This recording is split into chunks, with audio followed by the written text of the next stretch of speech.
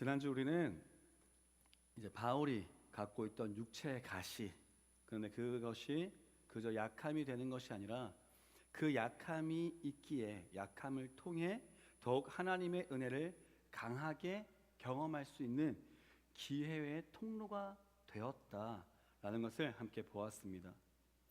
일반적으로 우리가 고통과 고난이라고 하는 것은 부정적인 이미지이고요.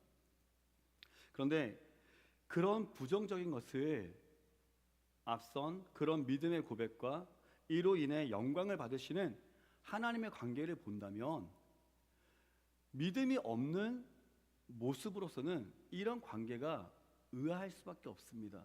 고난이면 고난이고 고통이면 고통이지 어떻게 그게 기쁨이 될 수가 있는가?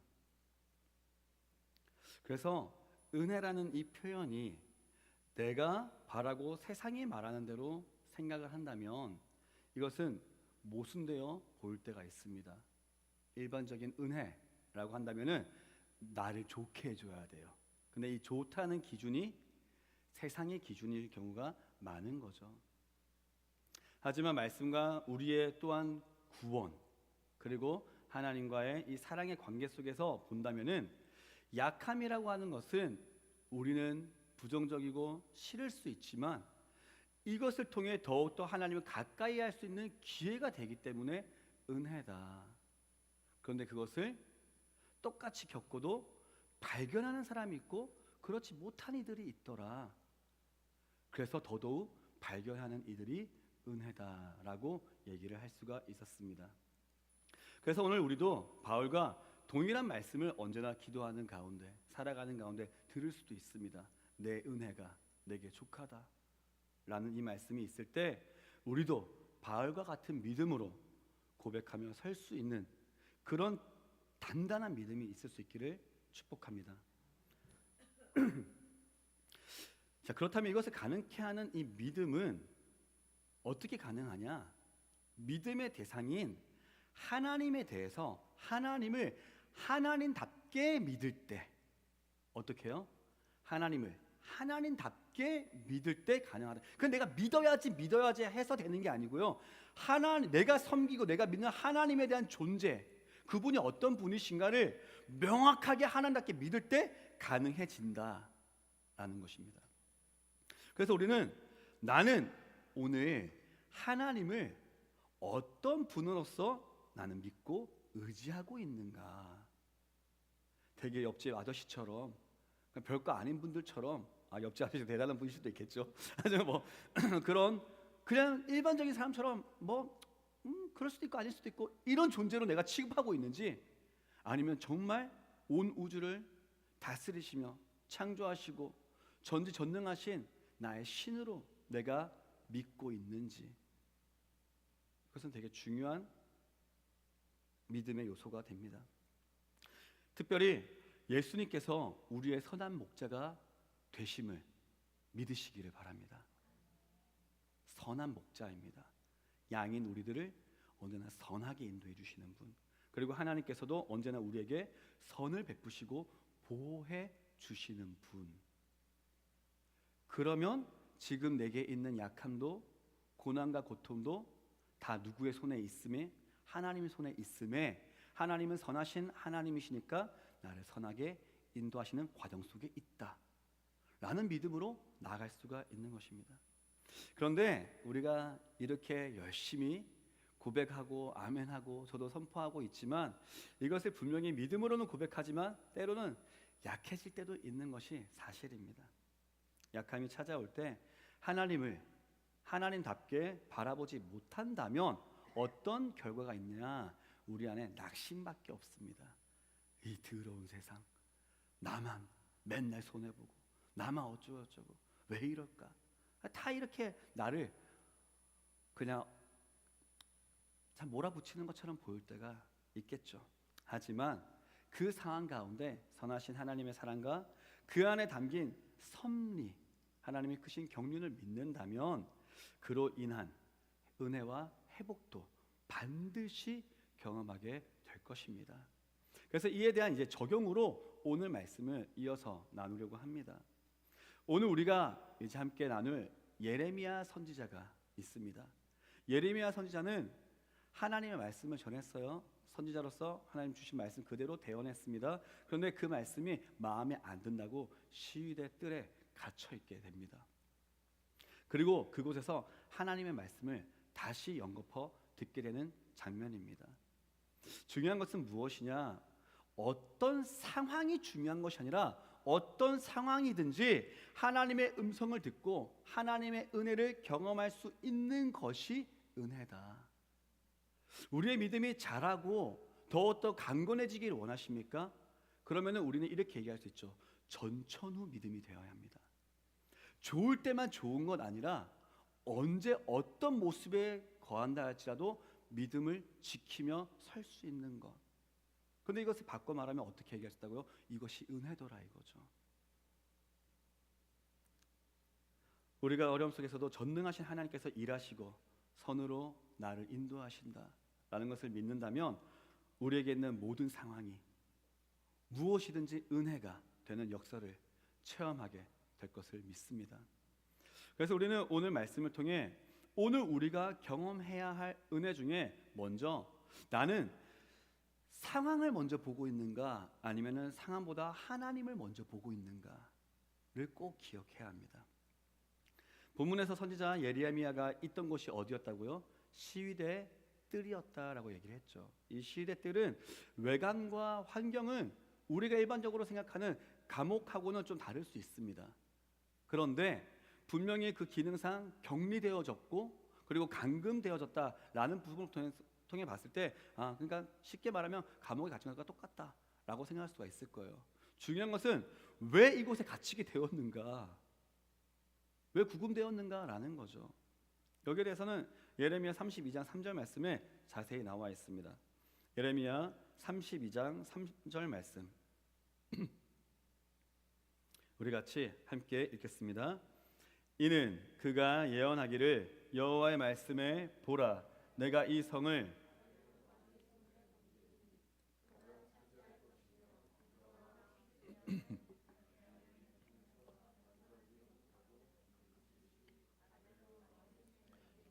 되리니 입이 입을 대하여 말하고 눈이 서로 볼 것이며 그가 시드기야를 바벨론으로 끌어가리니 시드기야는 내가 돌볼 때까지 거기에 있으리라. 여호와께서 이와 같이 말씀하시니라. 너희가 갈대아인과 싸울지라도 승리하지 못하리라 하셨다 하였더니 유다 왕 시드기야가 이르되 내가 어찌하여 이같이 예언하였느냐 하고 그를 가두었으며더라. 아멘. 이유는 이것이죠. 하나님의 말씀을 전했어요. 근데 그 말씀이 어떤 말씀이었어요? 내가 듣고 싶은 말씀이 아니었습니다. 예레미야 선지자를 반대하여 거짓 선지자들이 듣기 좋은 얘기를 했습니다. 예레미야가 먼저 얘기를 했어요. 왕이시여 이 나라 이제 하나님의 징계로 심판받을 겁니다. 지금 이제 마지막 시드기야 왕 때 일이거든요. 이제 넘겨질 겁니다. 하지만 회복시킬 겁니다. 그런데 일단은 항복하라는 거예요. 듣고 싶을까요? 안 듣고 싶죠. 하나님과 거짓 선지자들이 나와서 얘기합니다. 아니요, 우리가 들은 말씀은 그게 아닌데요. 왕이시여 걱정하지 마소서. 하나님께서 우리를 둘러싸고 있는 저 바벨론으로부터 우리를 자유케 하실 겁니다. 우리를 이기게 하실 겁니다. 얘기하고 있는 거죠. 여러분, 자, 중요한 것은 우리가 상황보다 하나님을 보고 있냐 상황을 보고 있냐라는 것 가운데 가장 먼저 하나님을 본다고 하는 것은 나를 과연 말씀 위에 난 정확하게 세워서 볼 수 있는가라는 게 참 중요합니다. 아무리 제가 목사로서 좋은 말씀 전한다고 해도 그저 좋은 말씀이 아니라 바른 말씀이 되어야 합니다. 그 바른 말씀은 무엇이 기준일까요? 당연히 성경적인 이야기겠죠. 성경에 대하여 이렇게 저렇게 각자 여러 시선을 갖고 자유롭게 얘기할 수 있습니다. 하지만 이 말씀 가운데 흐르던 원 의미는 결코 변하지 않습니다. 그래서 성경은 불변의 진리라는 겁니다. 영원히 변하지 않습니다. 그러면 그때 있었던 그 말씀을 지금 바르게 적용시키며 전하는 게 바른 말씀이 되겠죠. 그리고 이것은 비단 말씀을 전하는 어떤 목회자와 같은 존재뿐만 아니라 이 말씀을 여러분이 늘 또 보고 읽고 들을 수도 있지 않습니까? 그 가운데 나를 세워보는 것, 이 말씀을 내 상황에 맞게 유익하게 만드는 것이 아니라 말씀에 나를 맞춰드리는 것, 이것을 잃어버리면 거짓 선지자에게 내가 듣기 좋은 대로 흘러갔던 시드기야 왕과 같은, 그것이 망하는 길인지 모르고 넘어갔던 모습과 동일한 모습이 오늘 우리에게도 있을 수 있다는 겁니다. 그러면은 상황이 어떠냐는 것은 중요하지 않습니다. 하나님과 함께하지 않는 모든 상황은 끝입니다. 자, 그런데 그것을 예레미야가 바르게 선포를 했어요. 때로는 쓴소리가 있을 수 있죠. 하지만 그것에 대하여 우리가 겸허히, 겸손히 주님 앞에 엎드릴 수 있는 게 은혜일 텐데 그러지 않았습니다. 오히려 듣기 싫다고 가두었죠. 그래서 예레미야 상황은 되게 절망적이었습니다. 그냥 단순히 이것이 예레미야 선지자가 감금되었다, 바르게 전했는데 감금되었다, 이게 절망적인 것보다 하나님의 세우신 거룩한 백성들이, 나라가 하나님의 말씀을 듣지 않고 오히려 하나님의 말씀을 대언한 선지자를 가뒀다. 이것은 누구를 무시하는 것과 똑같습니까? 하나님을 무시하는 거죠. 하나님을 버린 겁니다. 이런 패악한 일을 저질렀다는 이 시대적인 배경이 너무도 암울한 겁니다. 절망적입니다. 이때 이 나라를 사랑했던 예레미야 선지자의 마음이 어땠을까요? 시위대 뜰에 있는 예레미야의 상황은 분명히 원하지 않는, 우리가 지난주에 함께 얘기 나눴던 바울에게는 육체의 가시와 같은 약한 때였을 것입니다. 하지만 그러한 상황 속에서도 하나님은 예레미야와 함께 하였습니다. 여러분, 우리는 복음을 들고 세상을 변화시키며 나가야 될 존재는 맞습니다. 그런데 그 전에 늘 먼저 선행되어야 되는 것이 있습니다. 오늘 나와 함께 하시는 하나님과 있기를 축복합니다. 내가 하나님과 함께 있지 않으면서, 내가 하나님의 편에 서 있지 않으면서 누구를 변화시킵니까? 그리고 세상 가운데 내가 복음으로 나가야, 하나님의 일을 내가 이루어야지, 아무리 내 힘으로 한다건들 다 내게 또 오는 것은 결국은 그렇게 하는 가운데 되지 않는 나의 낙심밖에 없을 수밖에 없습니다. 그래서 오늘 또 우리를 가장 먼저 건강하게 하는 것은 하나님이 지금 나와 함께 하시는 것, 이것이 은혜이죠.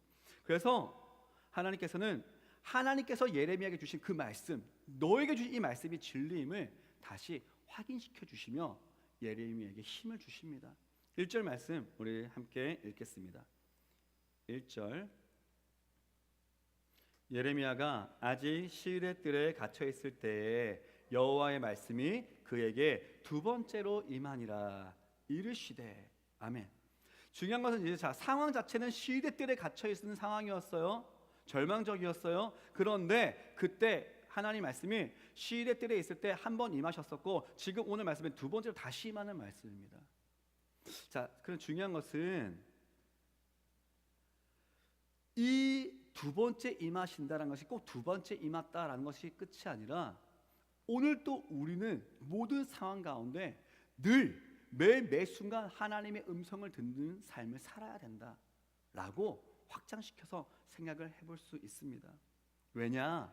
한번 그 말씀 언젠가 들었어도 내가 너희를 자유케 하리라, 내가 너희를 나의 의로운 오른손으로 너를 붙들리라 하면 내가 너의 환난 가운데 힘과 도움이 되리라, 언제 기도하다가 응답을 들었어도, 그것 가운데 회복을 경험했어도 내일 또다시 오는 어려움 속에 내일의 또 은혜가 없다면 우리는 다시 넘어질 수밖에 없기 때문입니다.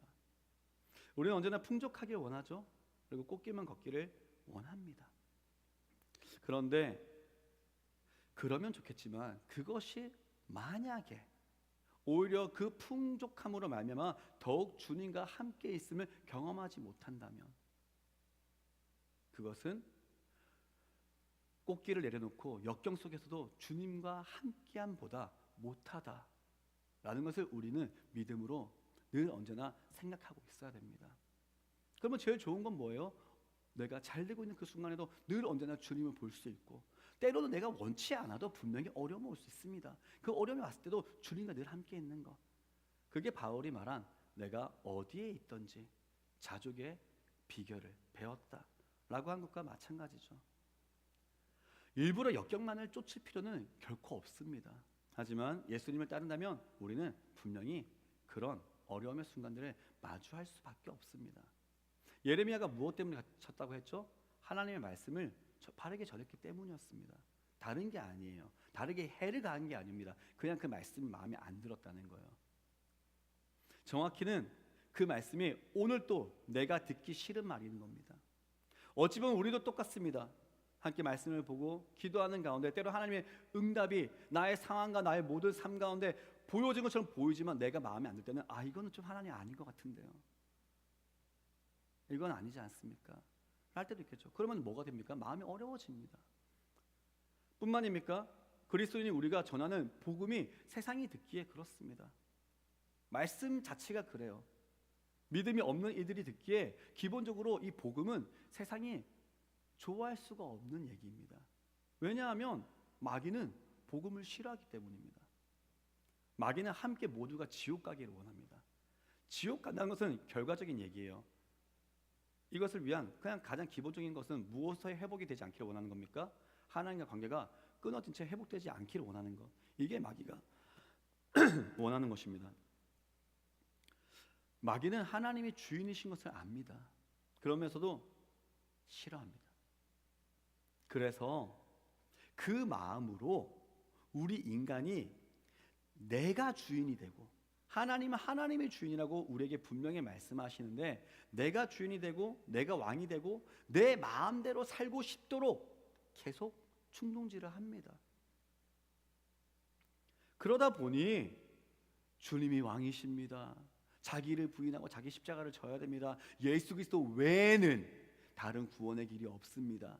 하니까 야 너희는 왜 이렇게 배타적이고 독선적이고 니들의 모습 안 그렇고 어쩌고저쩌고 하면서 얼마나 많이 공격을 합니까? 우리의 부족함도 분명히 있습니다. 그리스도인답지 못한 우리의 삶도 문제가 됩니다. 하지만 가장 근본적으로는 세상은 복음을 미워합니다. 예수님을 미워했듯이요. 그리고 왜 그렇게 말하면 핍박할 수밖에 없죠. 이러한 우리의 모습이 언젠가 있게 될 때 예레미야 같은 은혜가 그 가운데서도 내게 주셨던 하나님의 그 나를 붙드시는 말씀이 그 음성이 또 들려지는 은혜가 있기를 바랍니다. 하나님께서 두 번째로 예레미야에게 말씀하셨던 점은 이래서 중요한 겁니다. 하나님께서 주신 말씀은 멸망과 회복의 말씀이었는데 그 가운데서 특별히 시위대 뜰에 있는 가운데 예레미야에게 주셨던 말씀은 회복에 대한 강하게 주시는 말씀이었어요. 내가 반드시 이렇게 이룰 거다. 회복을 그대로 이룰 거다라고 하는 것에 대해서 어떻게 이것이 내게 힘이 되고 위로가 될 수 있을까요? 하나님의 말씀이 변하지 않으신다. 그 하나님께서 반드시 이루신다. 너가 잘못된 거 아니다. 라는 하나님 보시기에서의 우리의 모습. 이것을 예레미야는 바르게 알고 있었기 때문이죠.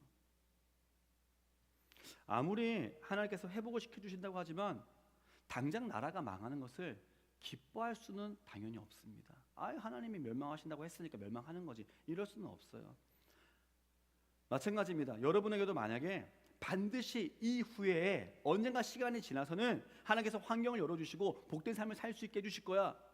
이렇게 아무리 받았다고 해도 지금 당장의 어려움을 기뻐할 수 없을 때가 분명히 있습니다. 그래서 그때를 소망하되 오늘날을 강하게 하시는 하나님의 말씀, 그것을 반드시 이루시는 하나님을 하나님답게 내가 바라볼 때 오늘 나는 어떤 상황이든지 회복을 경험할 수가 있는 것입니다. 그것이 상황이 아닌 하나님을 바라보는 것이며 이것이 위로이자 은혜인 줄로 믿습니다. 그래서 우리는 다시 되새겨야 됩니다. 하나님을 하나님답게 믿는다면 이라는 겁니다. 하나님께서 예레미야에게 그러면 어떤 말씀을 주셨는가? 함께 2절 말씀을 읽어보겠습니다. 2절 함께 읽습니다. 이를 행하시는 여호와, 그것을 만들며 성취하시는 여호와, 그의 이름을 여호와라 하는 이가 이와 같이 이르시도다. 아멘. 하나님께서 예레미야에게 주신 말씀은 다름 아닌 하나님의 주권에 대한 말씀이었습니다. 특별히 이 2절의 말씀은 보면은 천지를 창조하실 때 하나님의 일하심을 우리가 느낄 수 있습니다. 하나님의 전능하심, 이 위대하심.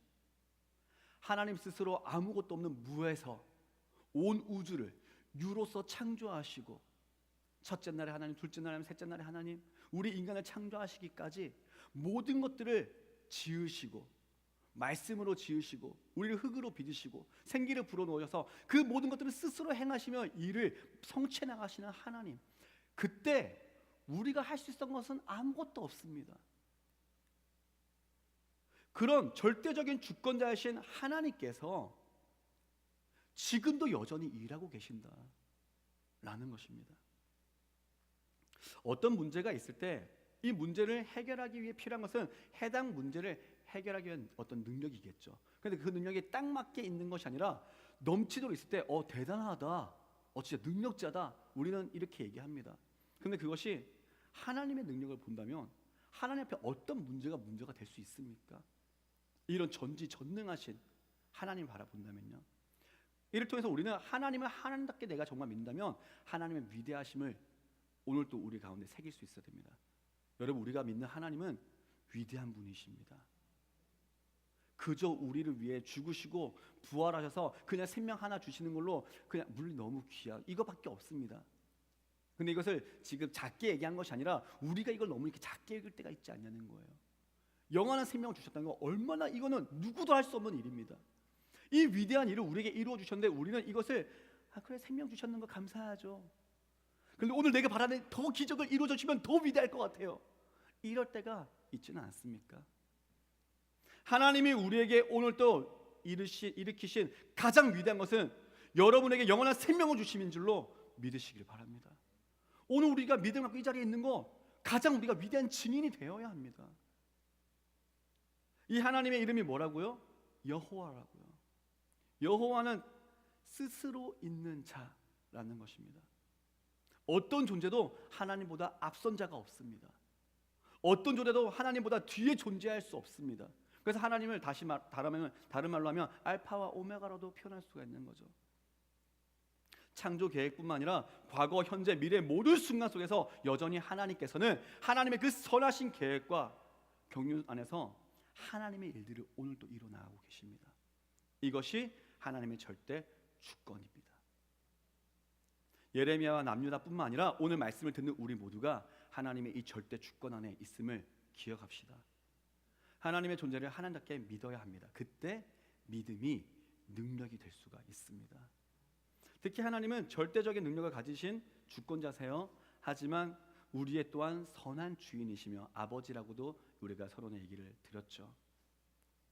그래서 일을 행하시고 만들며 성취하신다라는 이 말씀에는 우리의 인생의 모든 순간을 늘 언제나 세밀한 계획과 하나님의 그 사랑 안에서 섭리 가운데 이끄신다는 소망과 위로가 있습니다.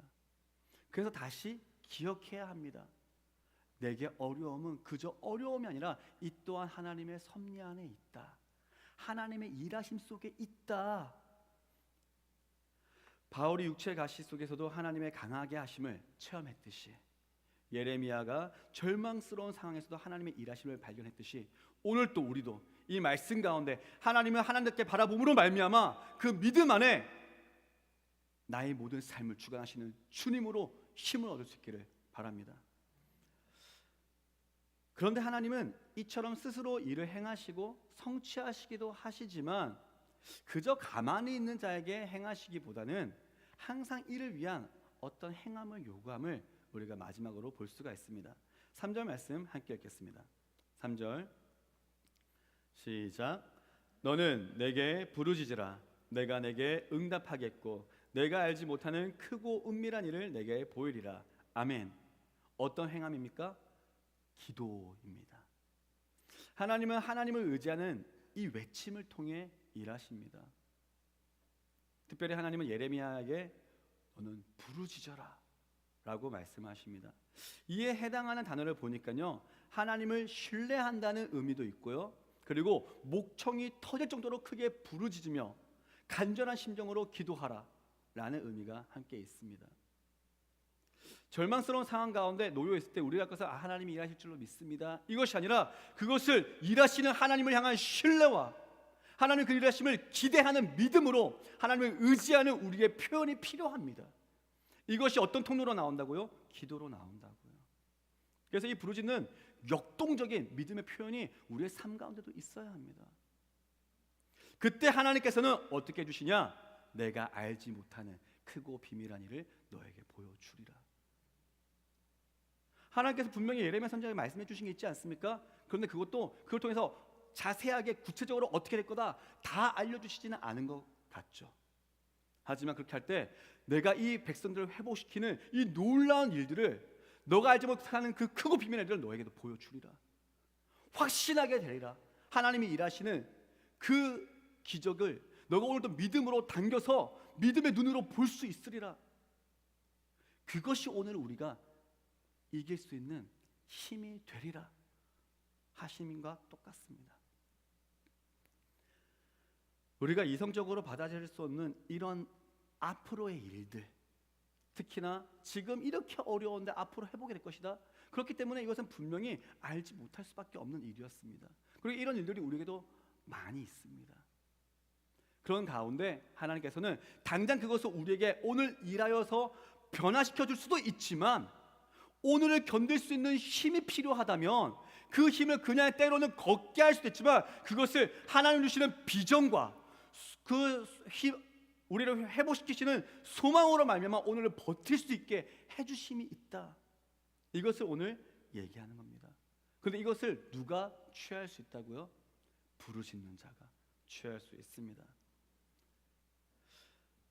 그런데 이것을 우리가 바라보면서 참 말씀을 묵상하며 한 가지 또 다른 깨달은 은혜가 있어서 마지막으로 나누려고 합니다. 그것은 뭐냐면 우리에게 이런 크고 비밀한 일 중 가장 위대한 일이 내가 이미 경험하고 있구나라는 것입니다. 그것이 뭐였냐면 바로 복음에 대한 비밀이었습니다. 많은 이들에게 여전히 숨겨져 있고, 그러니까 예수님을 전하고 못 들어서 이런 문제가 아니에요. 예수를 듣고 있지만 그들은 변화가 없고 똑같이 믿음의 생활을 하고 있는 것처럼 보이지만 그 믿음의 차등이 있는 것, 믿음의 가장 깊은 것까지 경험할 수 있는 것이 얼마나 큰 은혜인가 라는 것이 더욱더 와닿더라고요. 이스라엘 민족의 멸망과 회복도 중요합니다. 하지만 또한 우리의 일에 있어서 지금의 어려움과 이것을 보호하심과 일으키심도 중요합니다. 하지만 하나님의 계획에서 가장 본질적이고 중요한 것은 우리 인간의 죄와 죽음 그리고 구원입니다. 우리의 인생에 어떤 억울함이나 고난으로 괴로워하는 것보다 훨씬 심각한 문제가 이 죄의 문제라는 거죠. 우리는 그러면 이런 구원을 위해 얼마나 갈망하며 오늘 또 부르짖고 있습니까? 나 예수님 믿어서 구원 받았는데요. 단순한 이런 얘기를 하는 게 아닙니다. 오늘 또 나의 믿음이 예수 그리스도를 닮아가도록 끊임없이 자라나가기 위한 외침이 필요합니다. 하나님께서 내게 주신 구원을 영원히 내가 죽어서 가는 천국뿐만 아니라 오늘 하나님께서 나와 함께 하시는 은혜, 이 구원의 역사를 오늘도 경험하기 위해 우리는 부르짖음이 필요합니다. 그런데 이것을 하나님 앞에서 얼마만큼 부르짖으며 우리가 나아가고 있는가라는 것이죠. 지금도 많은 이들이 죄와 죽음과 구원에 관심이 없습니다. 그저 세상의 삶만을 위하여 그냥 열심히 살아갑니다. 영생이란 크고 비밀한 일을 그래서 깨닫고 이 믿음으로 살 수 있는 것이 오늘 우리가 가장 누려야 할 은혜인 줄로 믿습니다. 이것을 하루 또 하루 매일을 누리며 산다는 것은 어마어마한 은혜입니다. 이것이 어떤 상황이든지 이겨나갈 수 있는 비결입니다. 오늘 우리가 이 가운데 이 문제가 해결되어지면 내가 하나님의 그 은혜 가운데 더욱더 찬양하고 살 수 있을 거야, 힘을 얻을 수 있을 거야. 물론 이것도 맞지만 가장 본질적인 우리의 회복은 오늘 내게 주신 구원의 은혜, 내게 능히 누구도 할 수 없는 이 은혜로 말미암아 하나님을 하나님답게 바라볼 수 있는 것. 그러면 그 힘으로도 내 은혜가 내게 족함으로 너는 반드시 이겨나갈 수 있다. 오히려 너의 믿음이 강해질 수 있다. 하나님이 그것을 원하고 계십니다. 그래서 현실의 상황과 그로 인한 아픔도 중요하지만 더 근본적이고 영원한 구원이 있음을 우리가 놓쳐서는 안 됩니다. 그것을 놓치면 어떤 일이 생기냐? 결국 참된 평안과 기쁨을 누릴 수가 없습니다. 바울은 약함의 상황에 머무르는 대신 그 약함 속에서 주님의 강함을 누릴 수 있었습니다. 하나님의 구속의 진정으로 믿고 경험한 자는 이 문제를 새로운 시각으로 반드시 바라볼 수가 있습니다. 그래서 오늘 말씀을 통해 바울의 내가 약한 그때의 강함이라는 이 고백이 또한 우리의 고백이 될 수 있기를 간절히 바랍니다. 그리고 예레미야에게 주신 하나님의 말씀이 우리의 것이 될 수 있기를 바랍니다. 우리의 모든 상황은 하나님과 함께하기 위한 통로가 되어야 합니다. 이 땅은 우리가 잠깐 살다 가는 나그네와 같은 곳입니다. 그래서 우리는 먼저 내가 하나님을 하나님답게 믿고 섬기고 있는가, 내가 원하는 모습대로 섬기고 있는지, 하나님이 기뻐하시는 모습대로 섬기고 있는지 바라봐야 됩니다. 예레미야는 그 곳에서 선포된 말씀을 통해 다시 한번 굳건해졌습니다. 억눌리고 막힌 상황 속에서도 우리를 결코 떠나지 않으시는 하나님을 신뢰하십니까? 신뢰할 수 있기를 바랍니다. 신뢰하는 믿음이 있기를 바랍니다. 그러면 우리의 어떤 억울함도 그것이 도리어 은혜를 경험하는 기회가 될 수 있습니다. 꼭 고난이 아니어도 지금 여러분이 이 믿음으로 살아가고 있다면 그것은 하나님은 그것이 복이다라고 말씀하십니다. 이 은혜를 경험하며 그 은혜로 말미암아 오늘도 내가 이 자리 가운데서 내가 예배할 수 있는 것이 얼마나 큰 은혜인지, 감동인지, 여러분이 오늘도 살아가는 모든 삶 가운데 내가 원하는 바라는 어떤 수준과 모습들이 다 되지는 않는다 할지라도 내가 오늘도 이럼에도 불구하고 믿음으로 있을 수 있음이, 이 가운데서 하나님을 내가 찾을 수 있음이 얼마나 은혜인가. 그 은혜는 나를 위하여 생명 주신 주님 때문이라 발견하며 나가는 모두가 되기를 바랍니다.